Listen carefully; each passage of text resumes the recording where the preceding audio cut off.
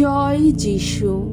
প্রথম পাঠ শিষ্য চরিত হতে আজকের বাণী পাঠ 12 অধ্যায় 24 পদ, 13 অধ্যায় 5 পদ। পবিত্র আত্মার নির্দেশ মতো পল ও বার্নাবাসকে বাণী প্রচার করতে পাঠানো হলো। এই সময়ে বার্নাবাস ও শৌল তাদের ধর্মসেবার কাজ শেষ করে। এদিকে ঈশ্বরের বাণী আরও ছড়িয়ে পড়তে লাগলো, তার প্রভাব আরও ব্যাপক হতে লাগলো। যোহন ওরফে মার্ককে সঙ্গে নিয়ে জেরুসালেম থেকে ফিরে এলেন। আন্তিওক মণ্ডলীতে তখন কয়েকজন প্রবক্তা ও শিক্ষাগুরু ছিলেন। এরা হলেন বার্নাবাস নিজে, লিগের নামে পরিচিত সিমিয়ন, সাইরিনীয় লুসিয়াস, সামন্তরাজ হেরোদের সঙ্গে প্রতিপালিত মানাহেন এবং স্বয়ং শৌল।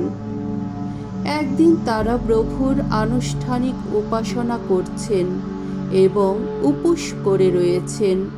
এমন সময় পবিত্র আত্মা এই কথা বললেন, বার্নাবাস ও শৌলকে আমি যে কাজে আহ্বান করেছি, আমি চাই আমার সেই কাজের জন্যে তাদের তোমরা স্বতন্ত্র করে রাখো। তারা তখন উপোস করে প্রার্থনা করার পর এই দুজনের ওপর একবার হাত রেখে তাদের বিদায় জানালেন। এইভাবে পবিত্র আত্মার দ্বারা প্রেরিত হয়ে তারা দুজনে তখন সেলিউসিয়া বন্দরে গেলেন আর সেখান থেকে জাহাজে সাইপ্রাস দ্বীপের দিকে যাত্রা করলেন।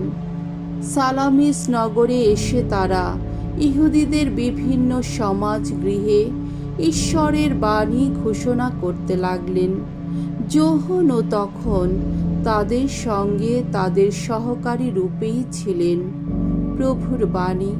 ঈশ্বরকে ধন্যবাদ। সাম সঙ্গীত 67 অধ্যায় 1 থেকে 2 পদ, 4 থেকে 5 পদ এবং 7 পদ। ধুয়ো, ওগো ঈশ্বর, সকল জাতি করুক তোমার বন্দনা গান। হে ঈশ্বর, কৃপা করে আমাদের আশিস ধন্য করো। ওগো, আমাদের প্রতি এবার প্রসন্ন হও তুমি। জগতে সকলে যেন তোমার আপন পথ চিনে নিতে পারে। সমস্ত জাতির মানুষেরা জানতে পারে যেন পরিত্রাণ শক্তি তোমার। আহা, উল্লাস করুক, হর্ষধ্বনি করুক সকল জাতির মানুষ। সকল দেশ তুমি তো শাসন করো ন্যায় বিধানে। হে ঈশ্বর, মানুষ তোমার যেন করে গুণগান দেশে দেশান্তরে। সবাই তোমার যেন করে গুণগান দেশে দেশান্তরে। আহা, ঈশ্বর আমাদের আশিস ধন্য করুন।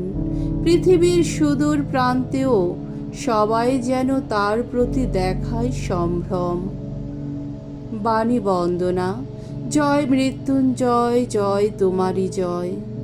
আমি জগতের আলো, যে আমায় করে অনুসরণ সেই পাবে জীবনের আলো। জয় মৃত্যুঞ্জয়, জয় তোমারই জয়। মঙ্গল সমাচার। যোহন রচিত মঙ্গল সমাচার 12 অধ্যায় 44 থেকে 50 পদ। আমি জগতের আলো হয়েই এই জগতে এসেছি।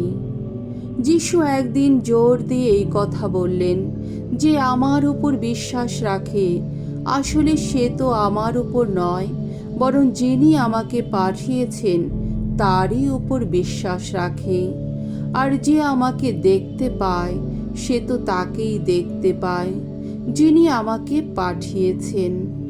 আমি জগতের আলো হয়েই এই জগতে এসেছি, যাতে আমার প্রতি বিশ্বাসী কোনো মানুষকে আর অন্ধকারে থাকতে না হয়। কেউ যদি আমার কথা শুনেও তা মেনে না চলে, তাহলে আমি নিজে তার বিচার করি না, কারণ আমি তো জগতের বিচার করতে আসিনি, এসেছি জগৎকে পরিত্রাণ করতে। যে আমাকে প্রত্যাখ্যান করে ও আমার কথা মেনে নেয় না, তার জন্য অবশ্য এক বিচারক আছে। আমি যে বাণী শুনিয়েছি, শেষ দিনে সেই বাণী হবে তার বিচারক। কারণ আমি নিজে থেকে তো কিছু বলিনি, বরং আমার পিতা যিনি আমাকে পাঠিয়েছেন তিনি নিজেই আমাকে আদেশ দিয়ে বলে দিয়েছেন আমি কি বলবো, কোন বাণী বা শোনাবো।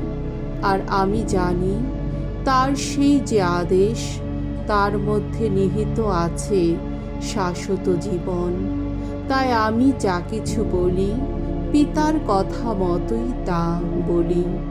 প্রভুর মঙ্গলময় বাণী। খ্রিস্ট প্রভু তোমার প্রশংসা হোক।